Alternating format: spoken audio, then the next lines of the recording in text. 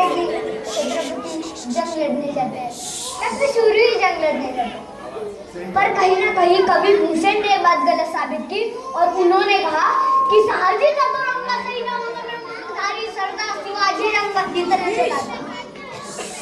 लेकिन शिवाजी महाराज जंग लड़ने नहीं जाते, जंग जीतने जाते थे। शिवाजी महाराज को शेर शिवराज क्यों कहा जाता है, ये मैं आपको एक कविता के स्वरूप में बताऊंगा, सुनना चाहेंगे सब? सभी का ध्यान इधर होना चाहिए। बहुत ही प्यारा सा किस्सा है, औरंगजेब पता है सबको? पता है सबको? शत्रु को जाना कीजिए और औरंगजेब पता है सबको? तो औरंगजेब ने शिवाजी महाराज को फतवा भेजा, कहा महाराज हमारी सालगिरह है, देखो हमारी सालगिरह, हमारा जन्मदिन है, आपको आना पड़ेगा। मुगलिया सल्तनत, इतने सारे लोग, इतना सारा जन, और औरंग क्या कहता है, आओगे तो अपने बेटे संभाजी को साथ में लेकर आना आपको। उसने लगा शिवा नहीं आएगा, नहीं आएगा, पर शायद से औरंगजेब एक चीज भूल रहा है कि शिवाजी जिंदगी में किसी से डरा है तो वो सिर्फ शिवाजी से।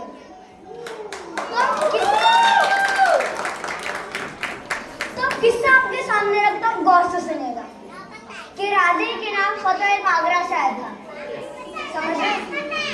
राधे के नाम फतवा एक आगरा से आया था, सालगिरह का मौका तहजीब से बुलाया था, वो सालगिरह का न्योता था या था कोई छिपा फरेब, क्योंकि अंत में लिखा था कुछ आलमगीर औरंगजेब।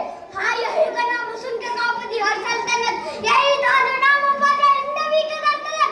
हाँ, इसीलिए दौड़े थे मंदिर कई कई शिखर, नादान था जो तोड़ रहा उसी खुदा का दूजा घर, पर उसे लगा शिवा नहीं आएगा, नहीं आएगा, नहीं आएगा, पर आया शेर हिंदा शिवा आया, साथ अपना छावा लाया, इंशाअल्लाह नूर दे भगवेगा सुरूर दे, दिल्ली के उस तख्त को चीर के वो नजर दे, सुर पे को जलाने वाली आंखों का कहर दे, देख आगे फाड़ दे, देख पल के झाड़ दे, अरे बादशाह के रास्ते का सबसे बड़ा पहाड़ दे।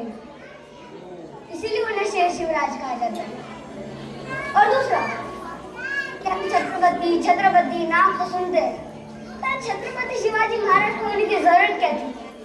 गागा भट्ट, एक भट्ट आए थे, उन्होंने कहा अब ऐसे काम नहीं चलेगा, हमें खुद का राजा चाहिए, एक छत्रपति चाहिए।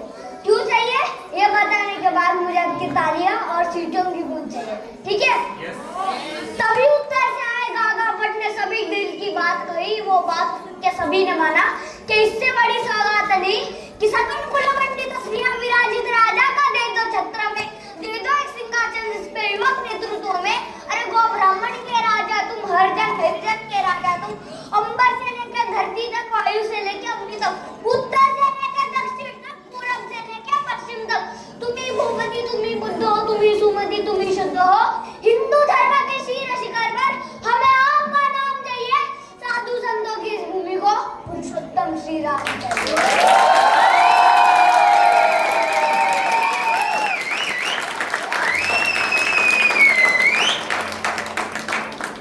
लोगों को पता नहीं कि शिवाजी महाराज के बाद क्या हुआ, उनके संतान के साथ क्या हुआ।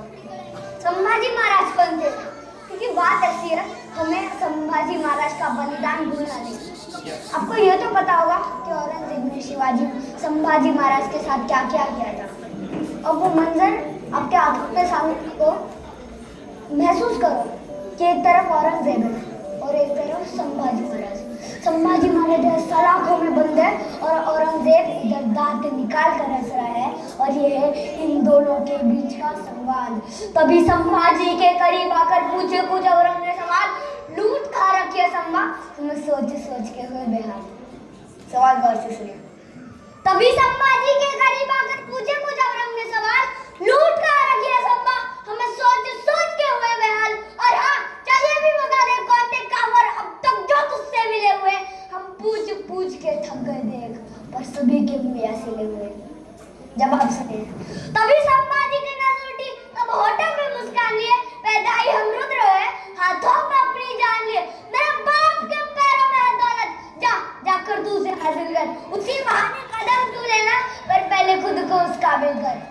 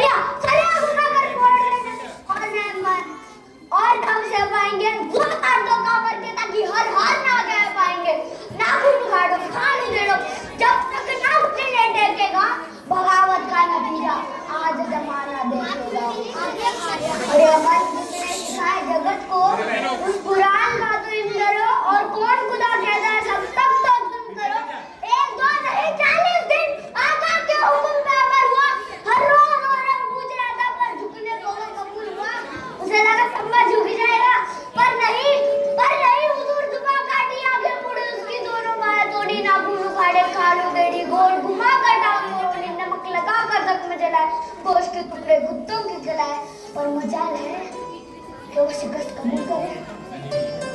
हुजूर, क्या हम कुछ भूल गए? हाँ, पहले तो तुम्हें हार मुबारक, 4 साल तुम खेल रहे, सिर्फ वो जिस्म काटा है, संभाजी तुम भूल गए। अरे बचपन से है दर्द था वो, उसके लिए नहीं बात नहीं, क्या क्या गिरोने जख्म से है, हरगिज़ तुझको ज्ञात नहीं, कलेजा नहीं उसे सिर्फ पत्थर का एक गोला है, बड़ी बेदर्दी ने भूतकाल ने नियति ने जिसे टटोला है, नजरों की रोशनी छीनी पर नजरिया ना तुम छीन न सके, अरे कहो कि कायर हो तुम के नजरों में उसकी नजर दे न सके।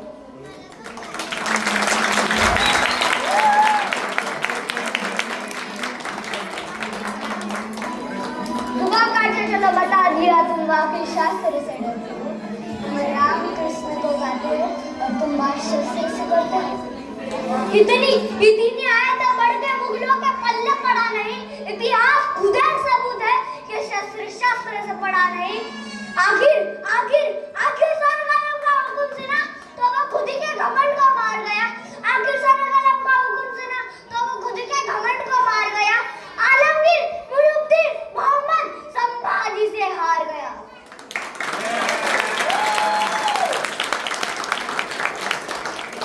वीर पुरुष जो खुद मर के इतिहास को जिंदा करते हैं, उनकी भी रूह उठकर बोली कि देखो ऐसे मरते हैं।